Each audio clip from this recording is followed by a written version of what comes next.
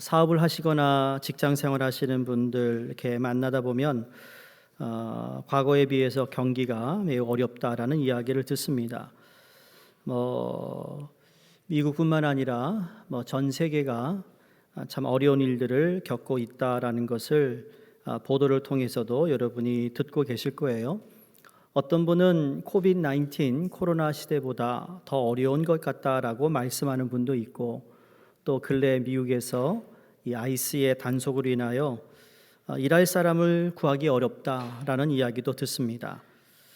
오래전 어느 정치인이 이렇게 책을 썼는데 책 제목이 제 마음속에 좀 깊이 오래 남아 있어서 여러분에게 나누는데, 제가 이분을 특별히 마음을 두고 있거나 책을 읽은 것은 아닌데, 늘 책을 가깝게 여기는 저에게 책을 볼 때마다 또 책 주제를 이렇게 유심 있게 보는데, 이 책 주제가 참 마음에 와 닿았어요. 그게 뭔가 하면, 절망은 나를 단련시키고 희망은 나를 움직인다라는 제목입니다. 절망은 나를 단련시키고 희망은 나를 움직인다. 이민사회, 이민교회에서 겪고 있는 여러 아픔과 답답한 현실들을 바라보면서 그럼에도 불구하고 희망을 놓치지 말자는 어떤 마음의 다짐이 아니었을까 생각을 합니다. 생각해 보세요. 절망이 있는데 그 절망 때문에 나를 단련시켰고, 그리고 희망을 가졌더니 나로 하여금 움직이게 했다. 여러분, 희망 이러면 글을 인용할 때 중국의 사상가이기도 하고 중국의 문학의 아버지로 평가를 받는 루신이라는 분이 있습니다. 이분이 많은 소설을 쓰는 가운데 날카로운 비판과 현실적인 문제를 통해 중국 문화와 사상의 이 변화를 주도하면서 후대 작가와 지식인들에게도 깊은 영향을 끼친 인물입니다. 그가 쓴 소설 가운데 고향이라는 책이 있는데, 이 소설에서 이런 글이 있습니다. 희망이란 본래 있다는 것도 할 수 없고 없다고도 할 수 없다. 그것은 마치 땅 위의 길과 같은 것이다. 본래 땅 위에는 길이 없었다. 걸어가는 사람들이 많아지면 그것이 곧 길이 되는 것이다. 이걸 간략하게 영어로 줄인다면 The way maker라고 얘기할 수 있습니다. 길을 만드는 사람이라는 거죠. 책을 읽는 가운데 여러분, 사회학 용어 가운데 N 바이러스라는 것이 있습니다. 도대체 N 바이러스가 무엇일까 궁금해서 이것을 인터넷 뒤져보니까 적절하게 잘 설명한 글이 있어서 여러분과 나눕니다. 제가 읽어드려요. 어느 사회나 국가가 오랜 세월 침체된 역사를 거듭하여 오다가 어떤 특정 지도자나 특정 그룹의 노력에 의하여 구성원들이 용기를 얻고 새로운 도약의 계기를 맞이하기도 한다. 그래서 긴 세월의 침체기를 벗어나 도약의 기회를 잡게 된다. 이런 경우에 그런 역할을 하는 지도자나 집단을 일컬어 N 바이러스를 지닌 사람이라고 일컫는다.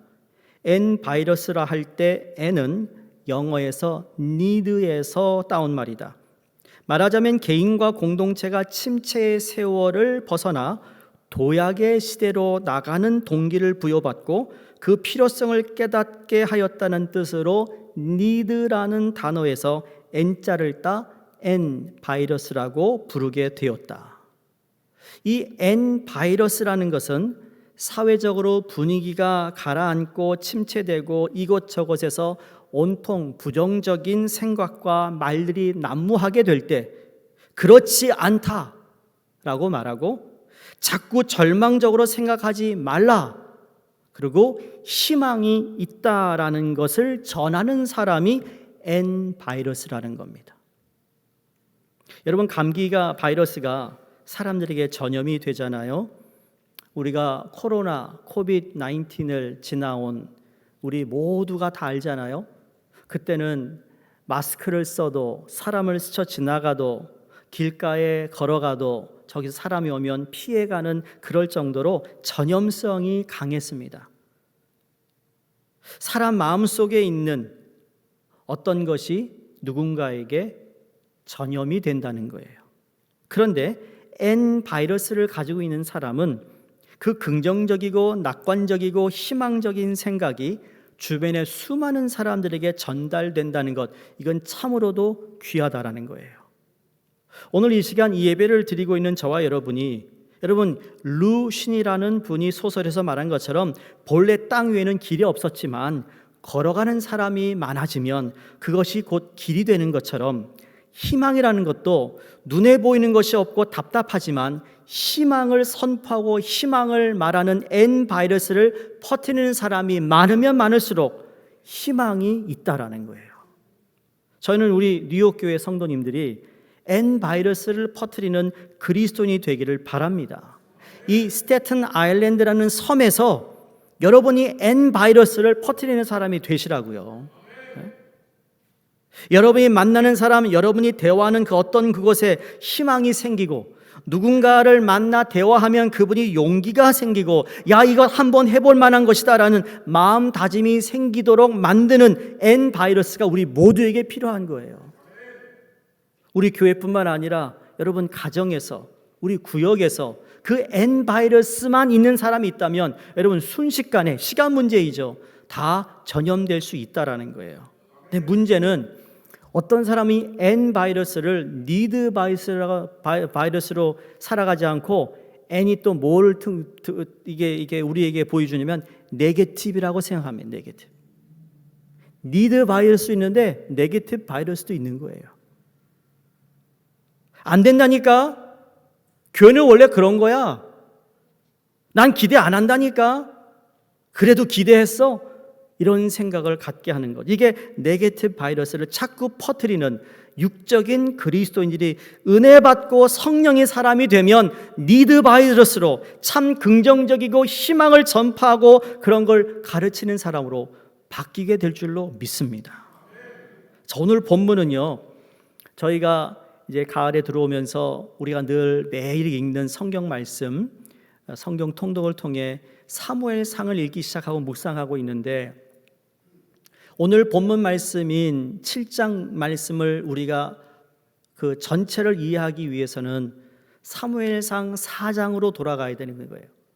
우리가 잘 아는 에벤에셀의 이야기는 그 시작이 어떻게 되었는지를 잘 이해하지 못하면 에벤에셀의 하나님이라는 것이 그냥 입가에만 있는, 나의 신앙의 삶에 하나도 피부로 와닿지 않는 그냥 에벤에셀이라고 누가 부르니까 그런 거지, 듣기 좋으니까 하는 말이지, 진짜 에벤에셀의 하나님을 경험하려면 4장부터 시작되는 이야기를 우리가 주목해야 된다는 거예요. 원래 사무엘상 4장은 시대적으로, 민족적으로 얼마나 어둡고 안 좋은 시대였어요. 블레셋과 전쟁했는데 패합니다.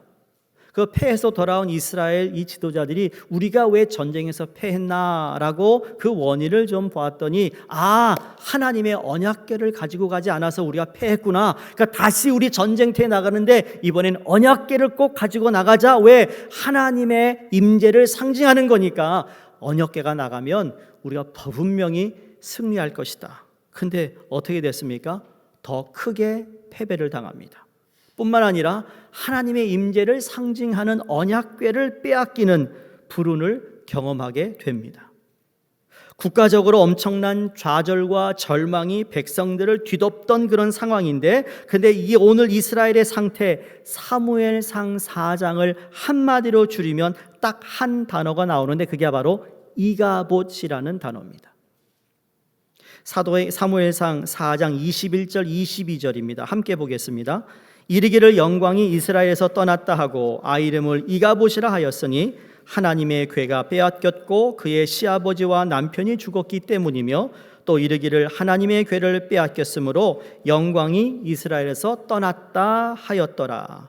이가봇이라는 단어는 no glory예요. 영광이 없다. 언약궤를 동원해서 전쟁에 나갔는데 그럼에도 불구하고 이스라엘 사람들 마음속에 이가봇, 하나님의 영광이 떠났다, 이런 절망적이고 저주스러운 마음 상태로 그들이 낙담하고 있었던 것이 바로 4장에서 나오고 있는 말씀입니다. 그래서 사무엘상 4장 1절에서 10절까지 보면 좋은 소식이 하나도 없습니다. 비참한 상황뿐만 아니라 끔찍한 내용을 기록해 놓았는데 그 안에 무엇이 담겨져 있냐면 하나님의 종인 제사장 엘리와 그 두 아들마저도 죽음을 당했다 그랬습니다. 여러분, 이스라엘 백성들에게 종교 지도자의 역할, 지금도 마찬가지죠. 그런 상징성이 있잖아요. 그 하나님의 종이 세상을 떠났다라는 건 그것도 그냥 좋은 일 하다가 떠난 게 아니라 전쟁 가운데 떠났다라는 것은 이건 정말 수치스럽고 부끄러운 일입니다. 국가가 전쟁에서 패한 역사를 기록하고 있는데 이 개인인 흠니와 비느하스, 즉 엘리야의 두 아들의 죽음까지 결론으로 삽입해 놓았어요. 흠니와 이 비느하스는 그 당시 타락한 구시대 종교 지도자들을 대표하는 인물이에요. 쉽게 말하면 경건의 모양은 갖추었는데 경건의 능력이 없었던 사람입니다. 이게 가장 부끄러운 모습이에요. 예수님이 너희는 이 세상에 소금과 빛이라 했는데 소금이 그 맛을 잃어버리면 그걸 길가에 던져버려 지나가는 사람이 다 짓밟고 지나간다 그랬어요. 우리는 하나님의 자녀로서 영적인 사람으로서 영적인 사람이 여러분 경건의 모양만 갖고 있지 경건의 능력이 나타나지 못하면 그때 우리는 세상 사람들로부터 모든 사람들로부터 짓밟음을 당하는 거예요. 그게 다시 말해 우리의 신앙의 지조를 지킬 줄 알아야 된다는 거예요. 목에 칼이 들어와도 예수를 믿는다고, 예수 믿기에 나는 그런 거 못한다고, 예수님 때문에 나는 이 길을 가고 있다고 말할 수 있는 경건의 능력이 있어야 되는데 그 경건의 능력이 없었던 거예요. 오늘날 종교인이라고 껍데기를 쓰고 있지만 하나님이 누군지 잘 모르는 목회자, 지도자, 신자의 모습일 수 있습니다. 전쟁에서 패한 이야기 말미에 흠니와 비느하스가 죽임당했다라는 것을 기록할 만큼 무능한 엘리 제사장의 죽음과 그 가문의 몰락이 쭉 기록된 이유가 도대체 무엇일까? 이걸 여기다 꼭 넣어야 할 이유가 무엇일까? 곰곰이 생각하는 가운데 이런 마음을 주세요. 하나님께서 이스라엘 백성들의 그 쓰라린 패배 앞을 보고 또 옆을 보고 사방을 보아도 희망이 보이지 않는 사무엘상 4장 이가봇의 절망적인 상황 속에서도 하나님은 일하고 계셨다라는 거예요. 어떻게 일하고 계셨어요? 그렇게 몰락하고 전쟁에서 졌고 언약궤까지 빼앗겼음에도 불구하고 하나님은 다른 한쪽에서 누구를 준비하고 있었어요? 사무엘을 준비하고 있었어요. 사무엘은 어떻게 등장되었죠?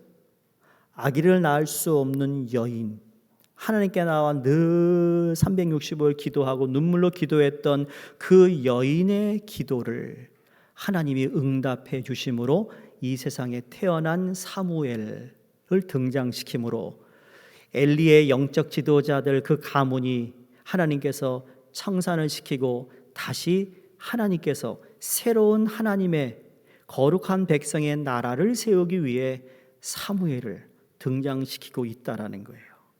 우리는 어렵고 힘들고 희망이 없는 것 같은 상황 속에서도 하나님은 어떻게 하세요?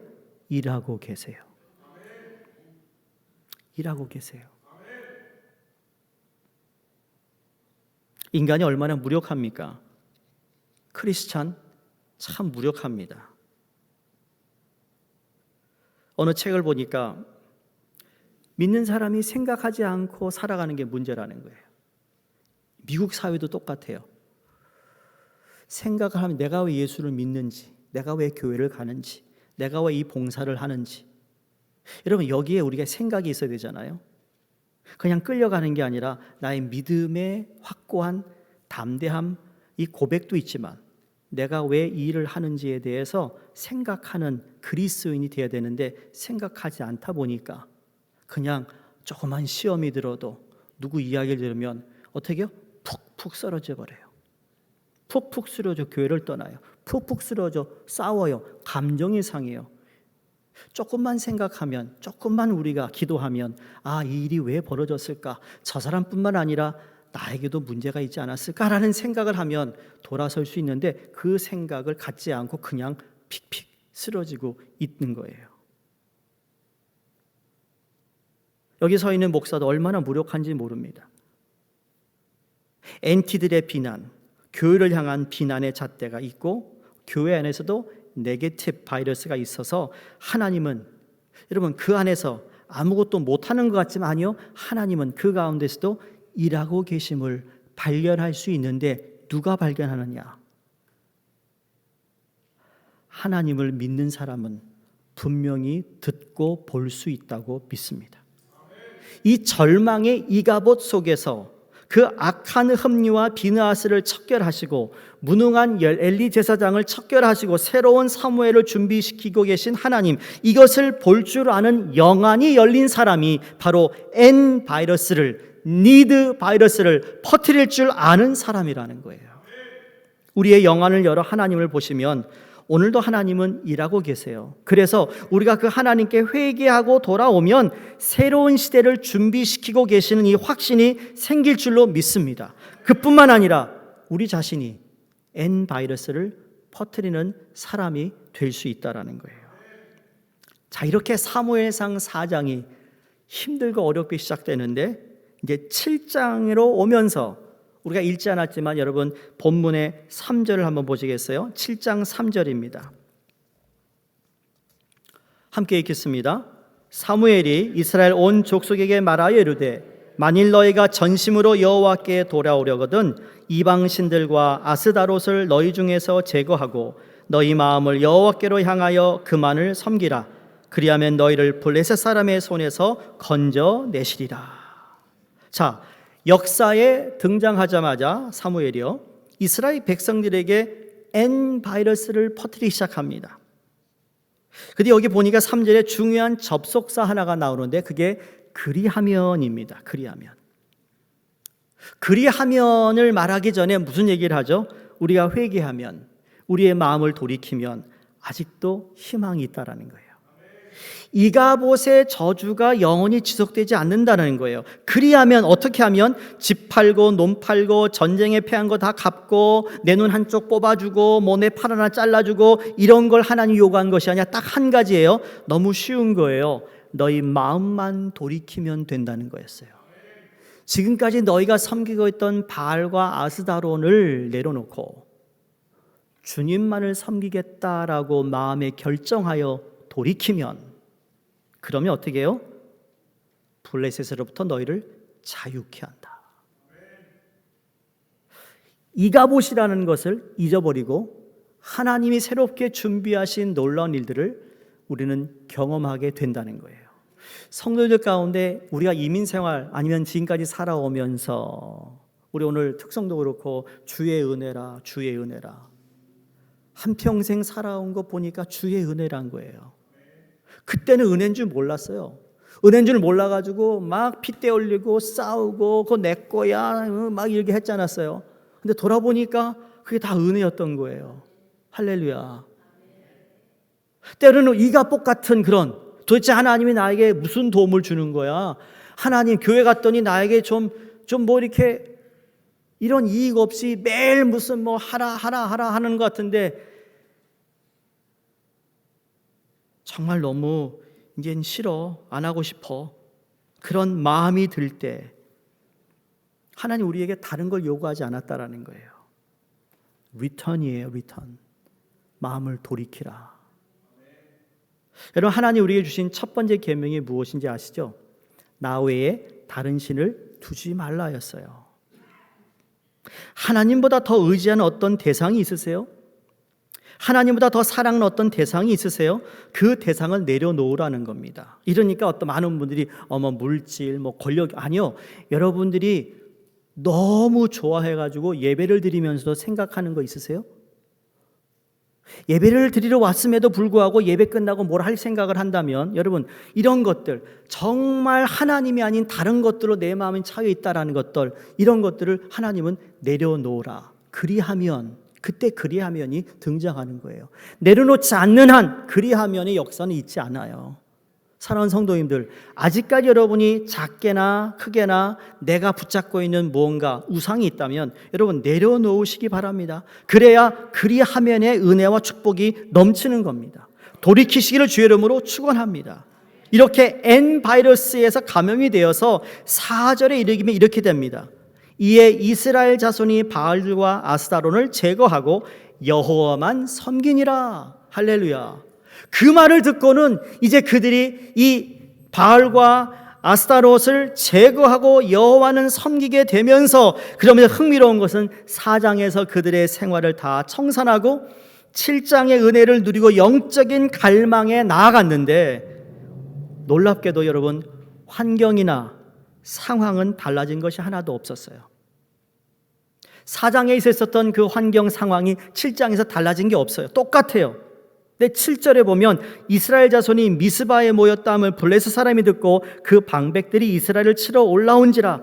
외부적인 환경이 달라지지 않았다라는 거예요. 은혜를 받았지만 돌아섰지만 블레셋은 여전히 우리를 죽이려고 한다.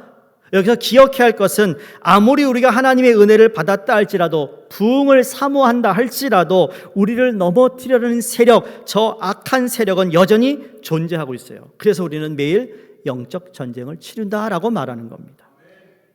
그런데 그뿐만 아니라 7절 후반절에 이 말을 듣고 이스라엘 자손이 블레셋 사람을 두려워합니다.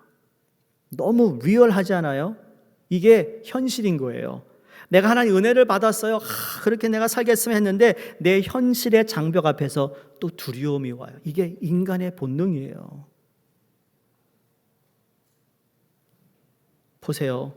4장에서 하나님을 대적하고 세상을 향해 나아갈 때, 7장에서 회개하여 변화되고 하나님 앞에서 중심을 새롭게 하여 부흥이라는 그때에 외부적인 상황이 달라진 건 하나도 없었습니다. 블레셋은 여전히 공격하고 내부에서는 내면에서는 여전히 두려움으로 가득 차 있어요. 이게 무슨 변화가 필요하겠어요? 근데 중요한 변화 하나가 꿈틀거리고 있어요. 그 변화가 놀랍게도 8절에 나오는데 이렇게 말씀합니다. 이스라엘 자손이 사무엘에게 이르되 당신은 우리를 위하여 우리 하나님 여호와께 쉬지 말고 부르짖어 우리를 블레셋 사람들의 손에서 구원하시게 하소서 그랬습니다. 자, 무엇이 달라졌어요? 외부에서는 블레셋의 공격은 여전히 남아있고 나는 블레셋이 온다는 것 때문에 두려움이 있는데, 지금 8절에서 무엇이 달라졌습니다? 그렇습니까? 위협하는 외부 환경도 달라진 것이 없으며 그들을 맞서서 싸울 힘도 없고 여전히 두려움이 있는데, 근데 결정적인 변화가 뭐냐면 그들은 하나님을 의지하는 마음을 갖기 시작했다라는 거예요. 너의 마음을 돌이켜. 그랬더니 마음이 하나님께 향하고 있었어요. 성도님들, 우리가 여기 앉아 있지만 우리 마음은 여전히 하나님을 향해야 된다는 거예요. 여러분, 내일부터 다시 일상생활을 들어가시는데 일은 하고 있지만 내 마음은 항상 주님을 향해야 된다는 거예요. 이것이 기도를 통해, 말씀을 통해, 예배를 통해 어떻게 하든지 내 마음이 주를 향하고 있다는 것을 표현해야 된다는 거죠. 여기에 유혹이 뭔지 아세요? 마음은 원이로되 육신이 약해서 못하네요. 언제까지 그 변명할 거예요? 그런 변명 이제 그만하시라고요. 오늘 졸업하라고요, 이제 그거. 내 마음이 주를 향하고 있다면 내가 없는 시간에도 기도하려고 하고, 없는 시간에 말씀 보고, 없는 시간에도 내가 주님께 나와 예배드리려는 마음이 우리에게 있어야 된다는 겁니다. 그리하면이 우리 가운데 실질적으로 와 닿는 겁니다. 예수 잘 믿는다고 해서 갑자기 환경이 확 달라지면 좋겠는데 안 달라지더라고요. 참. 아니, 자식들 하버드 가고 예에 갔으면 얼마나 좋겠어요. 하나님, 내가 40일 기도합니다. 예, 꼭 들어가게 해주세요. 막 금식했는데 안 하던 애 갑자기 실력 안 늘어나요. 그런 희망은 갖지 말아야지. 잘 안 되는 사업이 불같이 막 일어난대요. 은혜 받으신 분들 알죠? 상황은 하나도 달라진 것이 없어요. 근데 분명한 거 한 가지가 있는데 내면에 혁명이 일어나요. 새로운 뭔가 일어나요. 하나님을 의지하기 시작해요. 하나님 없으면 안 되겠다는 마음이 생기는 거예요. 그래서 하나님을 찾아요. 하나님께 기도해요. 하나님의 말씀을 붙잡으려고 해요. 성도님들, 예수를 믿어 심령의 변화가 있고 각성이 일어나고 그래서 블레셋은 여전히 우리를 죽이려고 달려들고 내 마음은 연약해서 소심해서 날마다 세상살이의 어려움과 아픔 때문에 부들부들 떨지만 그 약한 마음을 가지고 두려운 마음을 가지고 더 하나님을 의지하게 될 때 하나님은 합력하여 선을 이루시는 것을 우리에게 허락하십니다. 이게 축복입니다. 이런 은혜가 임하면 내 상황은 변한 것이 없고 내 마음은 여전히 두렵지만 내면에서 흘러나오는 찬양이 있어요. 그 두려움이 변하여 너 기도가 되었고 전날의 한숨이 변하여 내 노래가 되었다고 합니다. 내 앞길 멀고 험해도 나는 주님만 따라가겠다고 고백합니다. 여러분의 신앙생활에 이 7장에서 이스라엘 백성이 누리는 하나님을 의지하는 자들만이 누리는 평강을 선물로 받아 누리시기를 주의 이름으로 축원합니다. 자, 보세요. 하나님을 의지하고 하나님께 기도하고 하나님께 매달렸더니 누가 블레셋을 무찌렀습니까? 하나님이. 이스라엘 백성이 무찌른 게 아니었어요. 우리는 내가 이게 주어지면 된다고 생각해요. 내가 이것만 성취하면 다 된다고 생각하는데 아니요. 그 성취가 되기 전에 만약에 하나님께서 허락지 않으면 아무것도 할 수 없는 게 우리의 인생이에요. 꿈에도 그리던 승리를 쟁취하고는 그래서 오늘 7장 본문인 그들이 성취하고 난 후에 하나님 앞에 뭘 세워요? 에벤 에셀이라는 기념비를 세우는 거예요.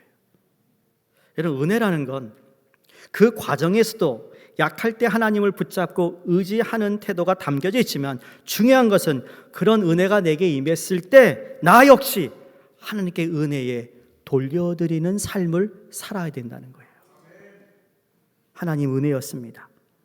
저는 무지했습니다. 하나님이 하셨습니다. 여기까지 온 은혜가 다 하나님의 은혜입니다. 그래서 에벤에셀의 에벤은 큰 반석이요, 에셀은 돕는 자. 그래서 도움의 비석이에요. 그 도움의 비석을 볼 때마다 하나님이 여기까지 우리를 도우셨다 얘기하는 거예요. 성도님들, 오늘 예배를 마치시면서 우리 신교실에 인사하실 때 하나님 여기까지 나를 도우셨어 인사할 수 있길 바랍니다. 여기까지 나를 도우셨어. 우리 한국에서 오신 손님들 여기까지 도우셨네요. 미국까지 오셨어요. 잘 오셨습니다. 네? 좋은 시간 보내세요. 왜 미국이 됐는지 아세요? 미국이 괜히 미국 된 거 아니에요. 청교단들이요, 하나님만 예배하겠다고 그 험하고 연약한 열악한 환경에서 와서 하나님의 예배드릴 초소를 먼저 짓고 자기네 집을 지은 그 신앙의 고백에 하나님이 이 땅을 복 주신 거예요. 내 것 먼저 배채우겠다고 한 게 아니었다고요. 우리도 그런 마음으로 하나님께 나와 에벤에셀의 하나님을 찾는다면, 그리하면 하나님이 우리 앞에 있는 큰 산도 옮기실 거고 내 앞에 있는 여러 가지 싸움도 하나님께서 다 무찌러 주셔서 승리하면 승리할수록 나는 하나님께 더 은혜에 보답하는 기념비를 세우는 우리 모두가 되기를 주의 이름으로 축원드립니다.